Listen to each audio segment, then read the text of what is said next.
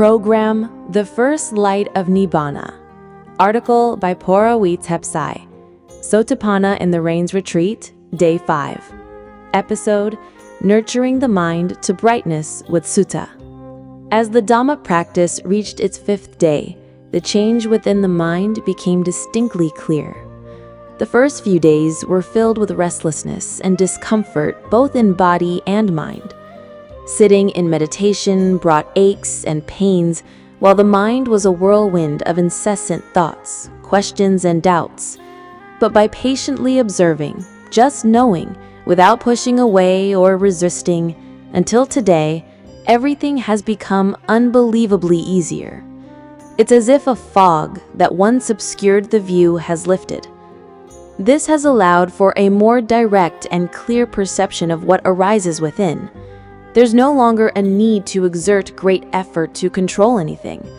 Our only duty is to be an observer, to notice how this body is, how feelings of aches and pains arise, persist, and then fade away.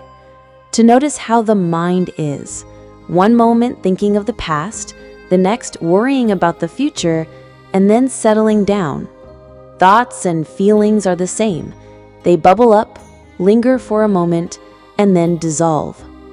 This kind of observation leads to an understanding of the cycle of suffering, or dukkha, seeing that it arises because our mind clings to, gives meaning to, and elaborates on things. And when we stop adding fuel to the fire, by simply acknowledging and letting go, that suffering has no energy to sustain itself. It ceases. This simple way of looking at things allows the mind to release its attachments without needing to create complex stories or overinterpret reality. Everything that once felt heavy now seems light.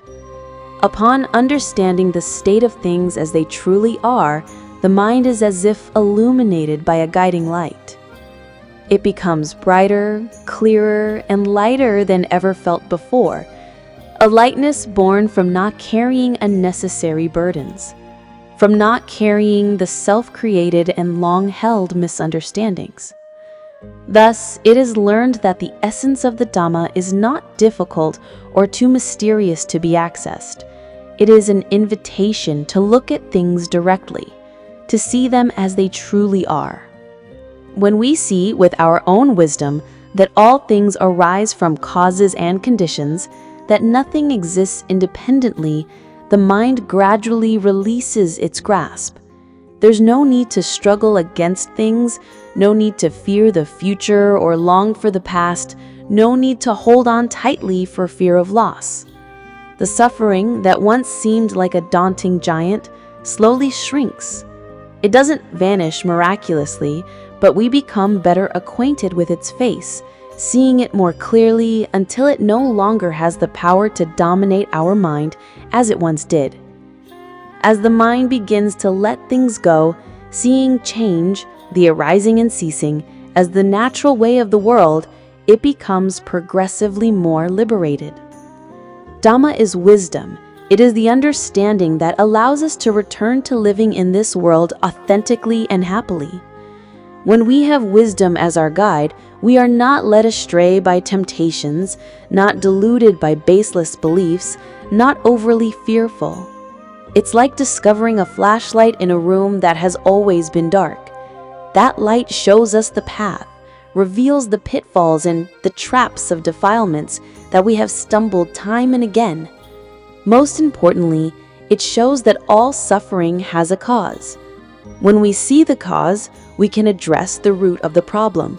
We can let go, and we can reduce the level of suffering in our hearts by ourselves. When thinking of the goal of becoming a Sotapanna, it no longer seems like a distant affair. Instead, it feels like a process of cultivating wisdom, of continuously training to accept reality. One must see suffering as it is, see the cause of its arising, see the state of its cessation, and see the path of practice leading to that cessation, which is the Noble Eightfold Path, condensed into virtue, sila, concentration, samadhi, and wisdom, panya. We must see that the root of suffering is craving, tanha, attachment, and ignorance of the truth of life. We must see that what we have always thought of as me and mine, whether it be the body, feelings, thoughts, or memories, is in reality merely a temporary assemblage of components, not a true, permanent self. Seeing this reality, attachment naturally loosens its grip. The Buddha taught that to truly enter the stream to Nibbana, one must abandon the first 3 fetters, samyajana. First, the wrong view of a permanent self, sakkaya ditthi. Second, skeptical doubt about the qualities of the Buddha, Dhamma, and Sangha, wikicikicca. And third, attachment to mere rites and rituals, believing they alone can lead to purification, sila bhatta parimasa. To abandon these is not achieved through memorization or imitation, but through turning inward to observe our own body and mind until a clear understanding arises from within.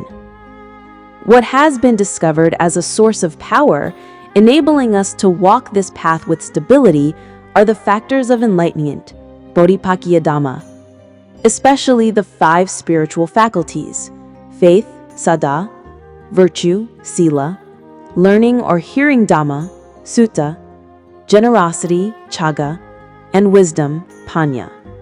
All of these are wonderfully interconnected. Faith is the initial inspiration, the spiritual force that gives us the courage to take the first step. Virtue is the ordering of our speech and actions, like preparing good soil, which keeps the mind from being agitated or troubled by guilt. Sutta is listening and studying the correct Dhamma, like receiving a good map and a nourishing elixir that helps the trees of our faith and wisdom to grow. Chaga is the practice of giving, of renunciation, of letting go, which reduces the attachment and stinginess that weigh down our hearts. And finally, panya is the clear seeing of reality as it is, a sharp and direct understanding that grows from all the preceding foundations. All of this is a process that must be cultivated in parallel. They cannot be done in separate, rigid steps. Everything supports everything else. Faith gives us the strength to maintain virtue. When virtue is pure, the mind is calm enough to listen to the Dhamma with understanding. With understanding comes the inspiration to give up what was once held dear. As the mind becomes lighter from giving, wisdom becomes sharper.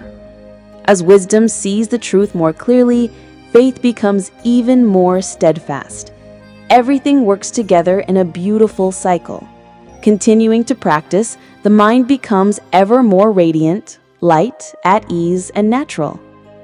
When we see this big picture, we understand that meditation is the practice of returning to care for and develop these qualities in our hearts.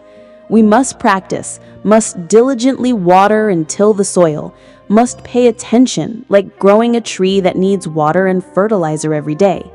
Suta is the water, saddha, sila, and chaga are the fertilizer in good soil, and panya is the tree that slowly grows, flourishes, and one day will bear the fruit of liberation.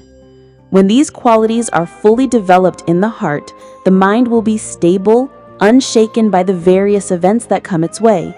Virtue becomes second nature, not something we feel we have to force. Generosity becomes a natural disposition of the heart, and wisdom remains ever bright. This path is so simple yet profound. It does not require anything bizarre or forcing oneself to the point of excessive stress. It simply requires the honesty to accept the truth, to know things as they are, to see things as they are, and to let go according to that truth. That's all. The mind becomes free on its own. Suffering truly ceases.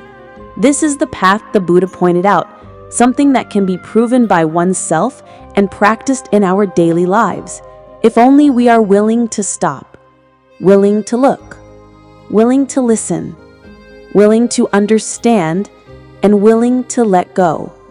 Our minds will gradually become brighter and more liberated each day.